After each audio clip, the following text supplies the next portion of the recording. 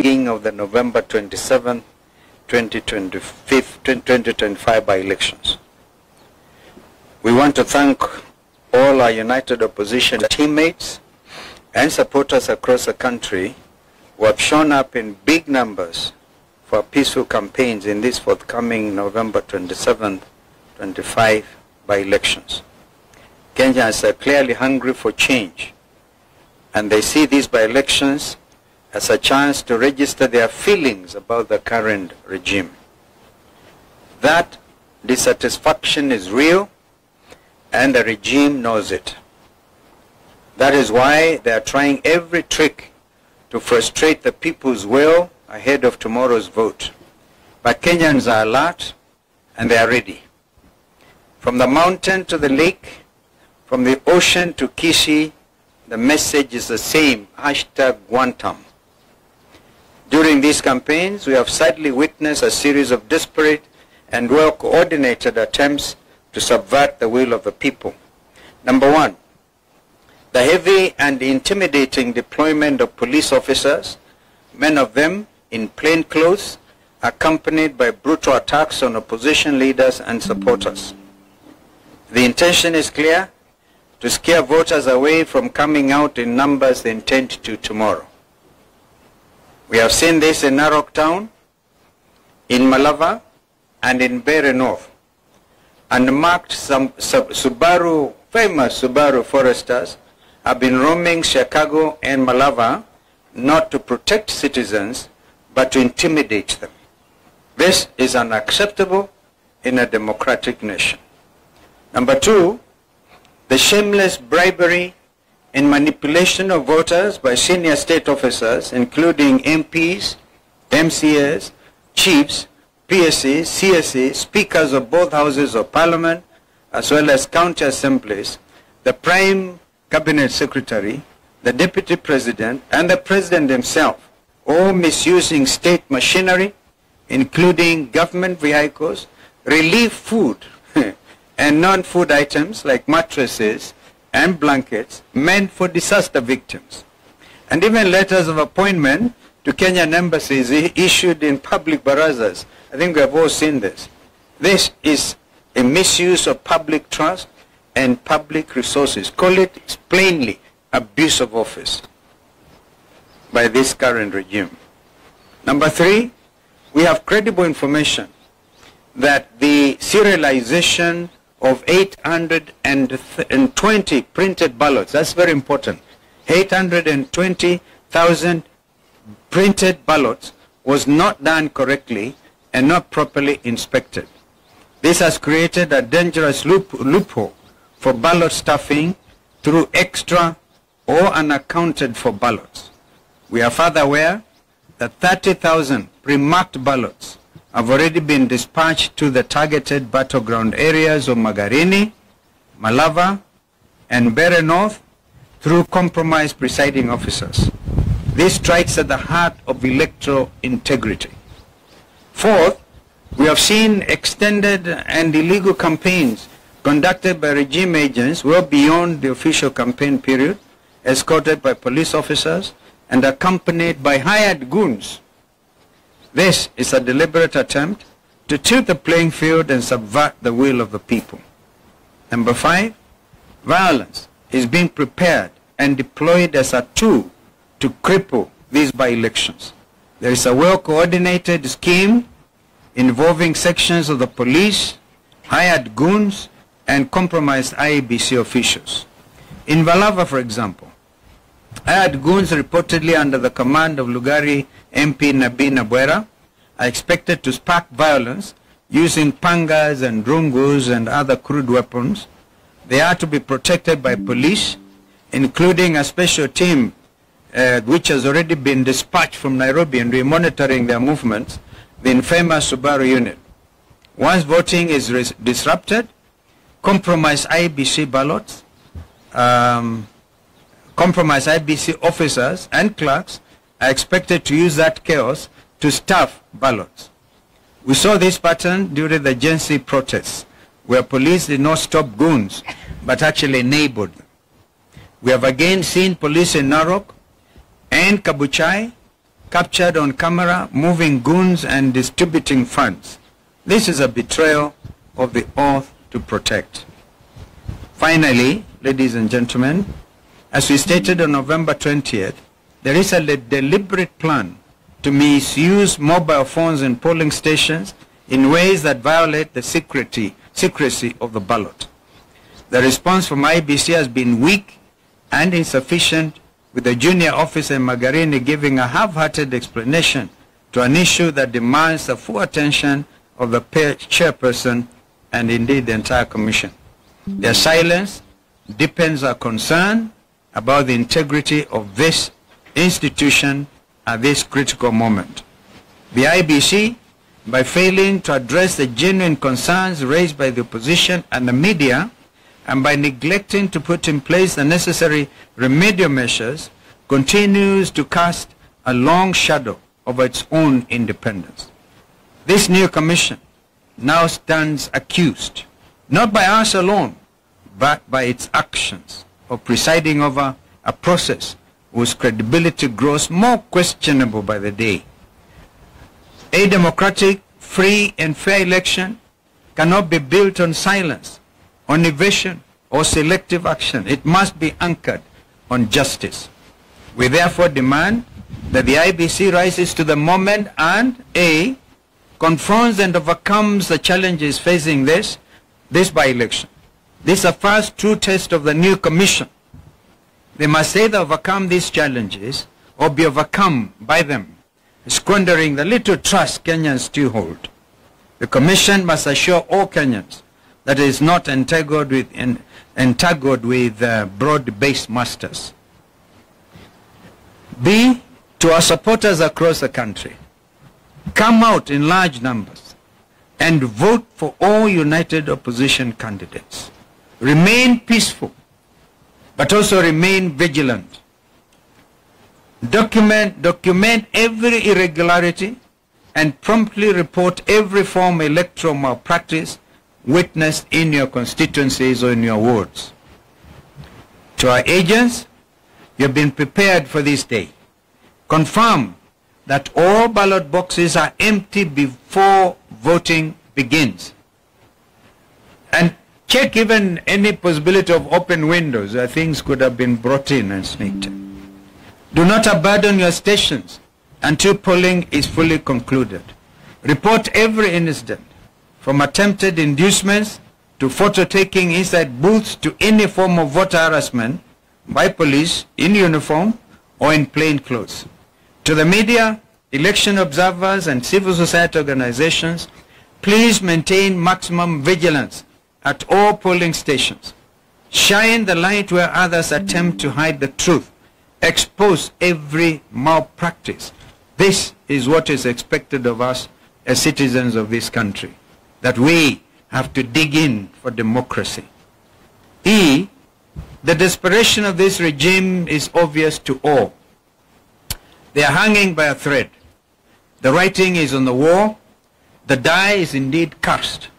No amount of public money, no deployment of police, bullets or tear gas, and no intimidation of opposition leaders and supporters will succeed in silencing the will of the people.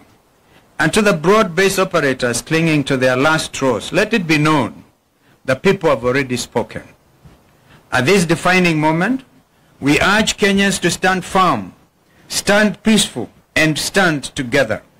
Let us prove once again that no force, however desperate, can overcome a united and a determined people.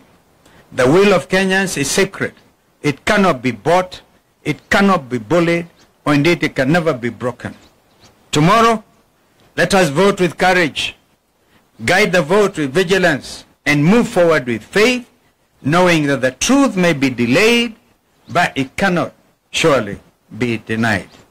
May God bless Kenya and all of us. My colleagues may want to add, but to do that aspect I talked about, the 820,000 ballots already printed. They were printed out in Greece, and the policy for by-elections has always been, you print locally. The Kenya Literature Bureau, for example, has been in that business. And it is also important to know that no certificate, and we want IBC to prove us wrong, no certificate of inspection and receipt has been received. So we are aware that this has been a quiet thing.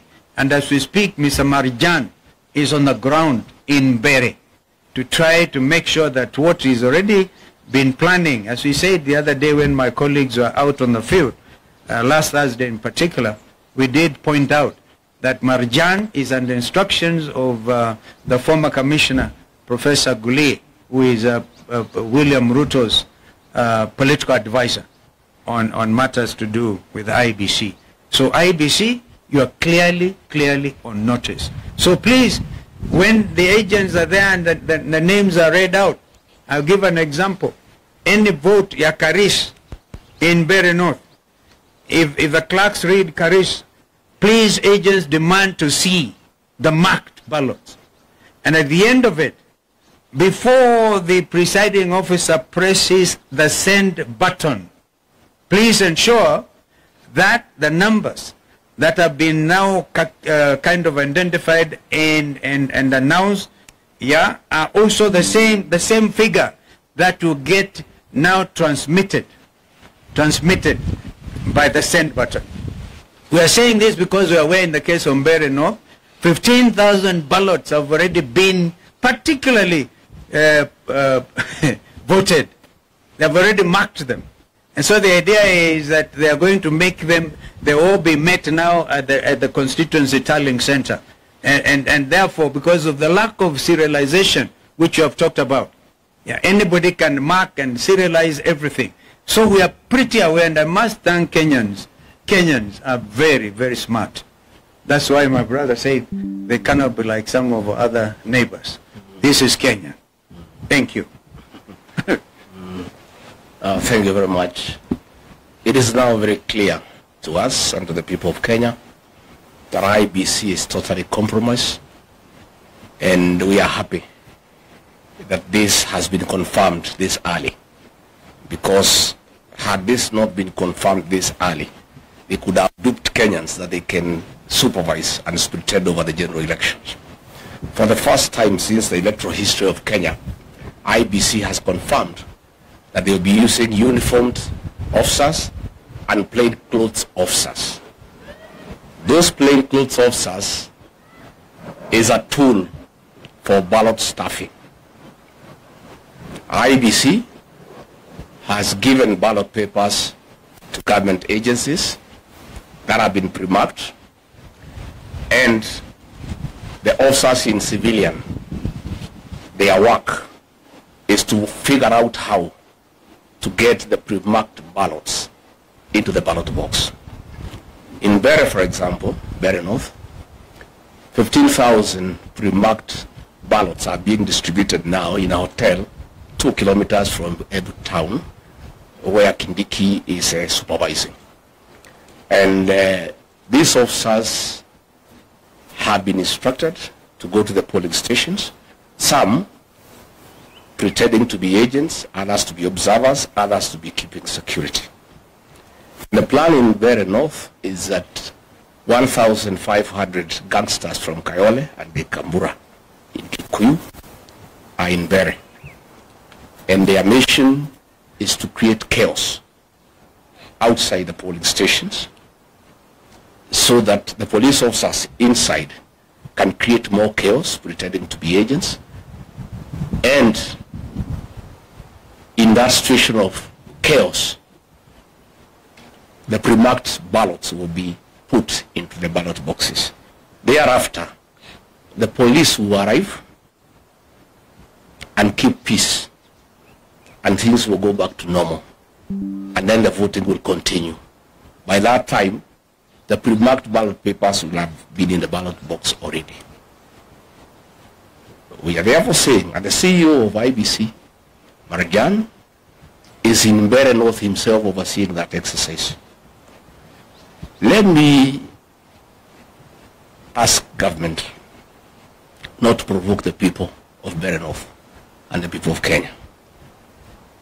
Those people will not accept that situation.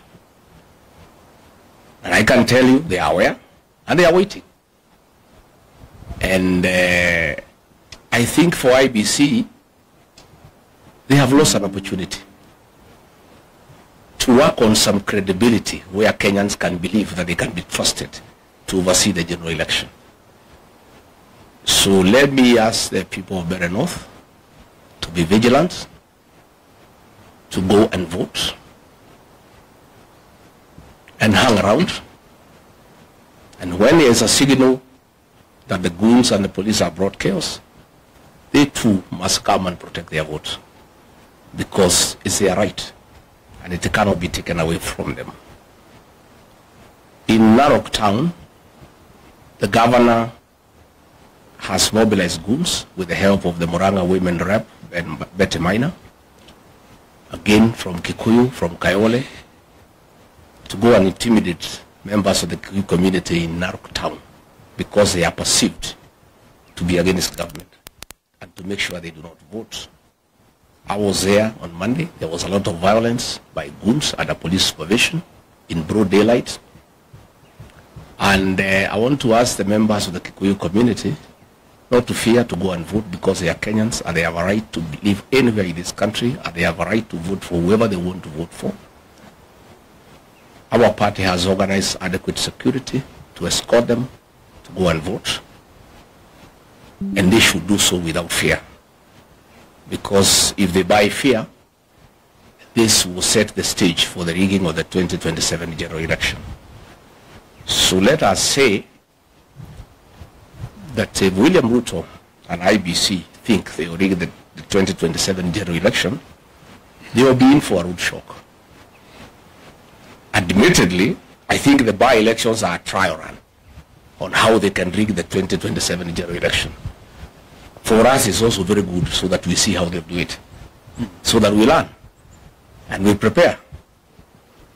But I can tell you with certainty, the people of Kenya will not be intimidated to elect people they don't want. And Kenya is not Tanzania. This is a totally different country with a very resilient population who don't buy fear and who are not easily intimidated. In Mbeere North, William Ruto has spent over 700 million shillings trying to bribe voters. And on the eve of the closure of the campaign period, the people of that area were through with that money. They want to go and vote their men, and that is why now they want to stuff the ballots. And it will not work, and it will not happen. And it is wrong for government officers sitting somewhere in a hotel outside Embu to think that they can go and stuff ballots into ballot boxes where the people live. It is very difficult. It's not easy. So we want to ask IBC not to allow officers into polling stations. And we have asked our agents to demand from the presiding officer that all agents are frisked for weapons. Nobody is supposed to carry a weapon inside a polling station unless it's an officer who is uniformed. Anybody else, whether you are an agent, whether you are an electoral official, you cannot carry a firearm inside the polling station.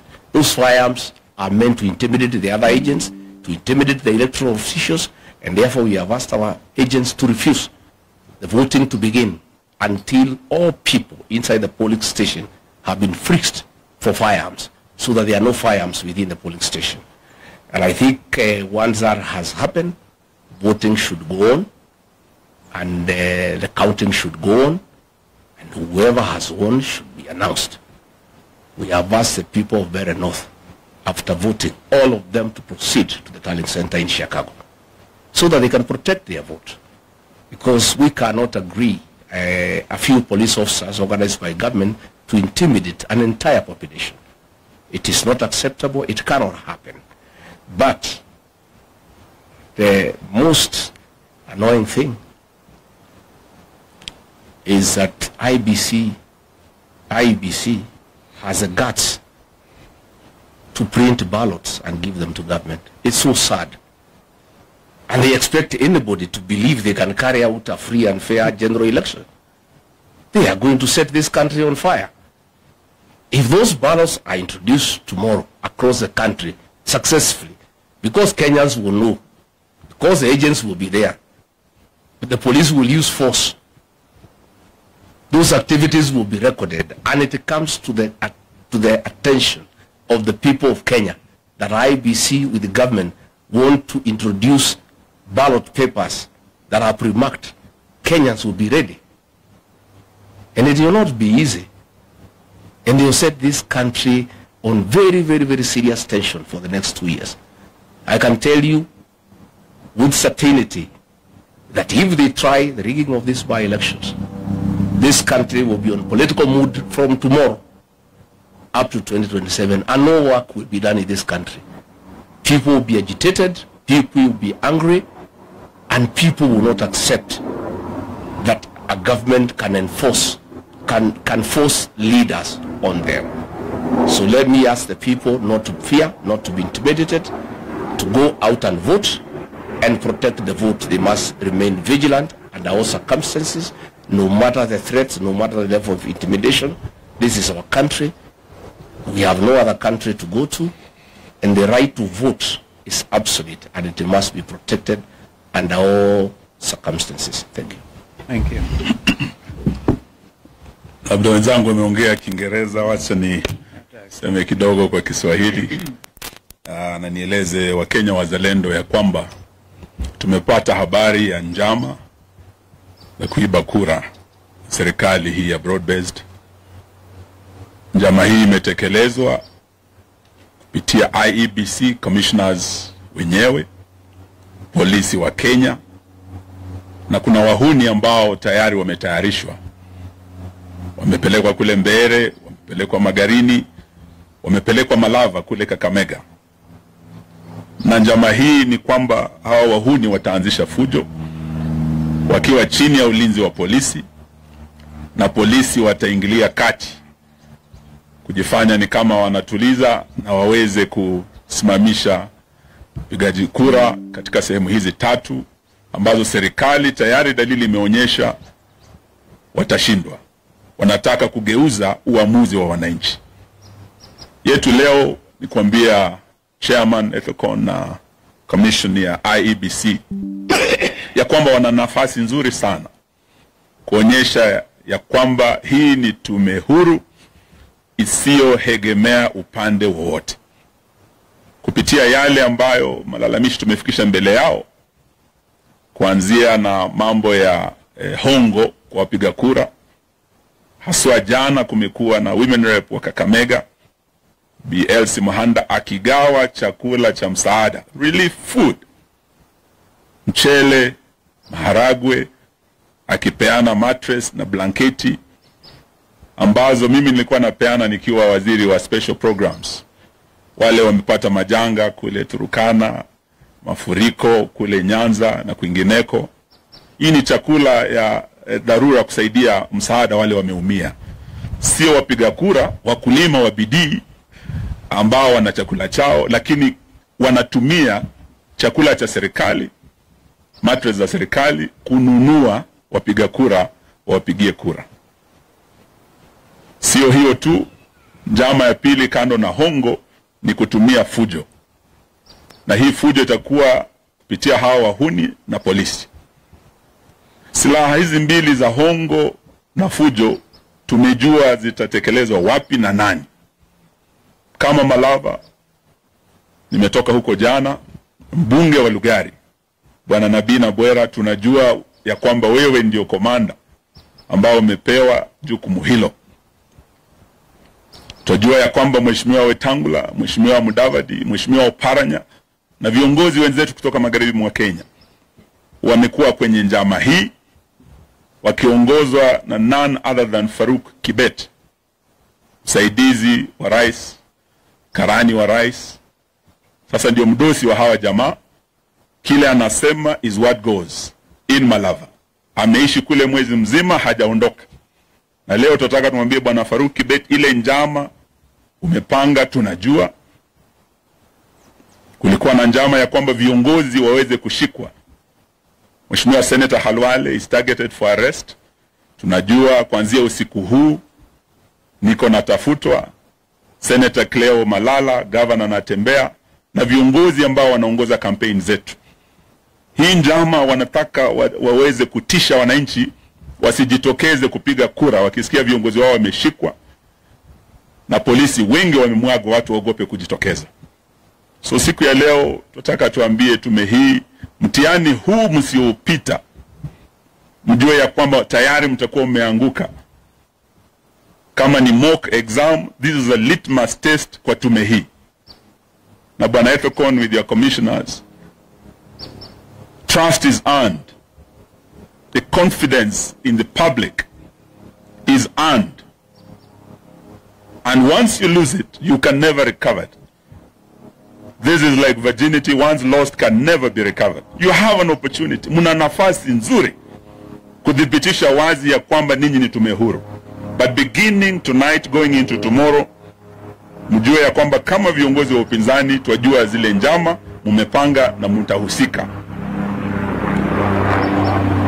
Sitaki niseme mengi, niombe ya kwamba wapiga kura, supporters wetu, msiogope, mjitokeze. Tutakuwa nanyi kuanzia usiku wa leo hadi usiku wa kesho. Kura zikihesabika, tuko na vijana wetu wamejitokeza.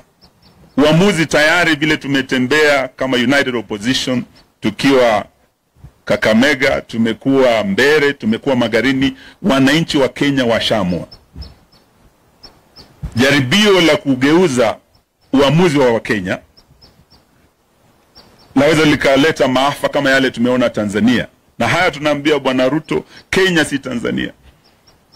Lakini huenda ukageuza Kenya kuwa Tanzania beginning tomorrow, kama yale Suluhu alifanya kule Tanzania, na watu wastaarabu kabisa wa Tanzania wakajitokeza. It will be worse in Kenya. If you try, let the people decide.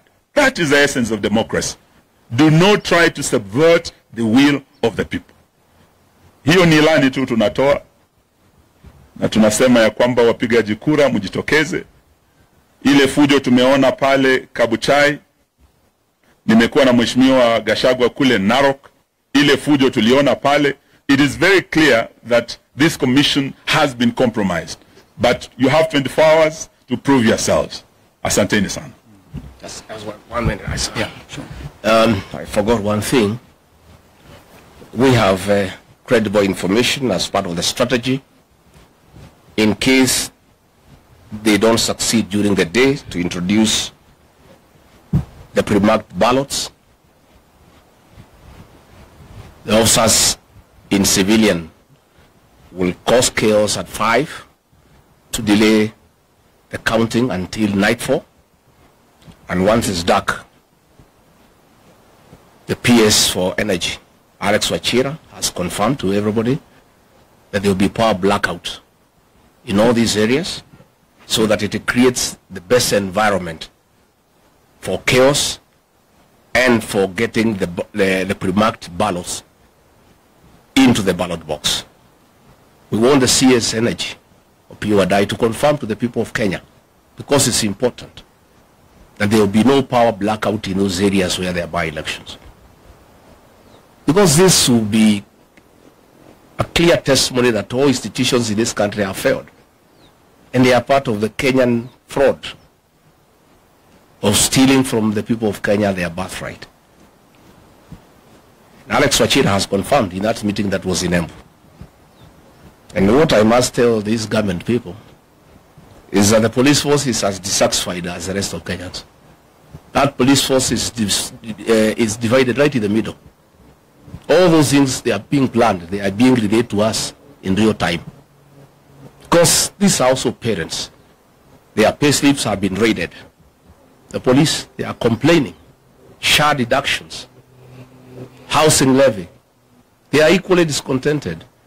Most of presiding officers who have been approached, their teachers, they are very discontented. So all those things you are planning, using government might, is in public knowledge, and it will be relayed as it comes. So we are also asking the media finally, please keep an eye on the happenings tomorrow. Have your teams everywhere. You have a responsibility. This is your country. to inform the people of Kenya what is going on, because once these things are exposed, it's a deterrent. So please let the media help the people of Kenya by having live coverage of all these by-elections so that people of Kenya can see what's going on. And you are lucky that we have given you an update of what is happening and what to expect. So also carry rubber shoes, because the goons, I'm sure, they have instructions to descend on you. I don't want to scare you, but because I'm a truthful man, it's just to tell you the truth. Because I know they'll want to intimidate the media, to grab your cameras. So please carry your rubber shoes and also have a few of your own guys. They don't have to be goons to cover you up. So that your camera is safe and you are safe too. Indeed. And please take care of yourself. So when I was in Narok, I was well prepared with a helmet. Because I had adverse information. I've told you the police force is certified right in the middle. There's a police who are calling me. Tunakungoja wewe na utapigwa mawe, utapigwa risasi, so utafuta bulletproof vest weke na uchuge kichwa yako ndio wana target. So nilikuwa na helmet ile bulletproof because I had prior information. No? So even you, I'm giving you a head start. Thumbs up. Mujue. So mutajitayarisha pia. Your job is as risky as ours. Maybe one more thing before, kama kuna maswali pengine, lakini kabla hiyo, we must of course put on record our condemnation in the strongest terms possible of this state-sponsored violence in Kapuchai, in Narok. We saw some feeble attempt by IBC in Kasipul to do something, and they have been silent on these other things.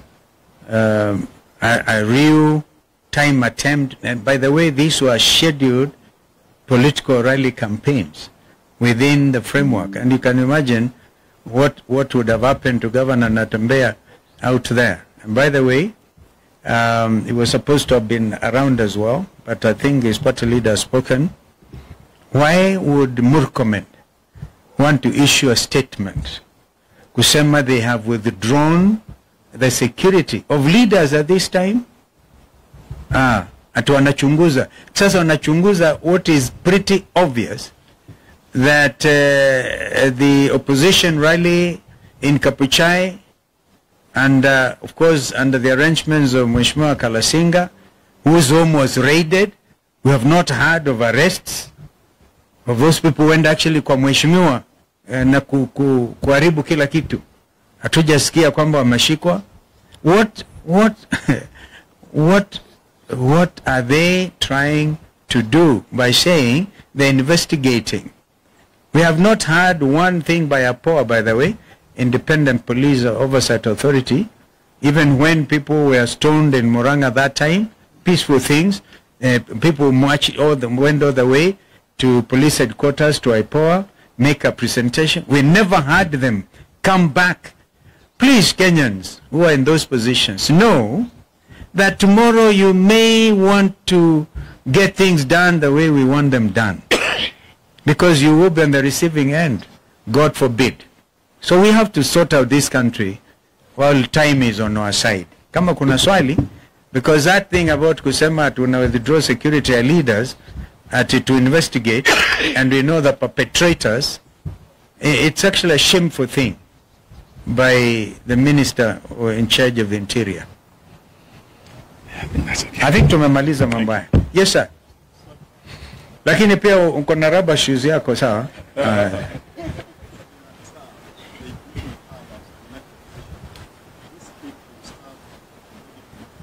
Yeah. We think it can, by the way, we have flagged out those places. But nothing, you remember I talked about 820,000 printed ballots. All right? And each of them is supposed to have a serial number. I wanted to look at that statement. Si ndio nakwambia, ndio najaribu kukujibu. Kwamba angalia hiyo statement tena. That there is no serialization of those ballots. Wanaanza, we have got this from real time, by the way, on people who are everywhere. Some in Kasipul. All right? that inarukwa serial number, therefore giving, I think those are the numbers zile zimerukwa ndizo wanataka kutumia waweke ballot stuffing, alafu waonyeshe ndizo hizo. Kama wanavyosema ndugu Rigiji kwamba ikifika saa 11 usiku, saa 1 jioni wanazima mataa na kuintroduce those ballots. That's why we are saying the agents for United Opposition wawe macho from 5 o'clock in the morning to make sure the ballot papers are completely empty, to make sure hakuna mtu anaingia pale mwenye silaha, to make sure hakuna mtu agent angalie kama kuna watu wanaenda kupiga picha kwa secret, to avoid the secrecy of the ballot. Waangalie hiyo yote, wawe macho na wasilale kwa kituo mpaka mambo yajulikane. So that's including what I said. That's absolutely vital, because if the presiding officers under instructions of Marjan are able to press the send button to the constituency tallying center, kwa mfano, or to the ward tallying center, what that will mean is that number may be different from ile imehesabiwa 1, 2, 3, 4. Karisa amepata hii. What is your name, sir? Koenga naye amepata hizi. Sasa inaenda kitu tofauti.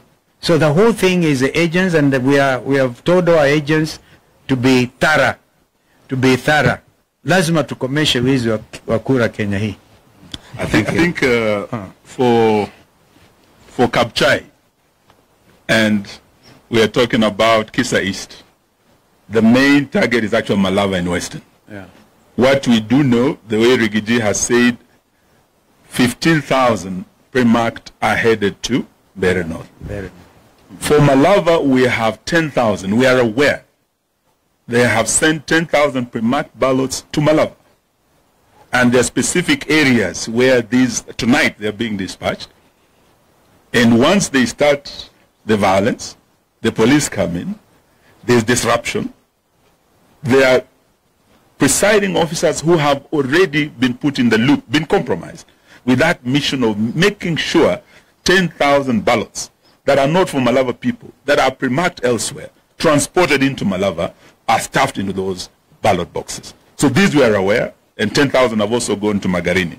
Obviously, you can see Mbeere North is the highest target, 15,000. But we are aware, and we took macho. Our agents wakae macho. Na wale ambao watahusika kuleta fujo, for Malava we are aware, na Binabwera, ndugu yangu Musalia, ndugu yangu Weta, ndugu yangu Oparanya, we have already lost a life in Kabuchai. There was a death because there was shooting, police bullets, live bullets were used in Kabuchai. There's already bloodshed in Kabuchai, kwa Itangula. We wouldn't want that to happen again tomorrow or this night. The blood will be on the hands of those who are in charge of that violence, and we know them. Asante sana. We monitored even the movement Yes. from Thika. Hizi Mbeere zilianza somewhere in Thika, alafu zikapelekwa kwa DCC office in Mbeere. Tunajua, we are monitoring, and it's Kenyans themselves telling us what is actually happening. I think. Thank you. Asanteni sana. Thank you. Mubarikiwe.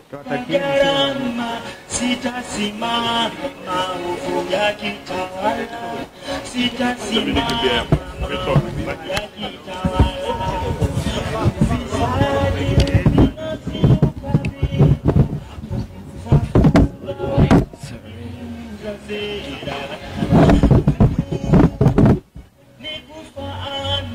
Sitasimama maovu yakitawala.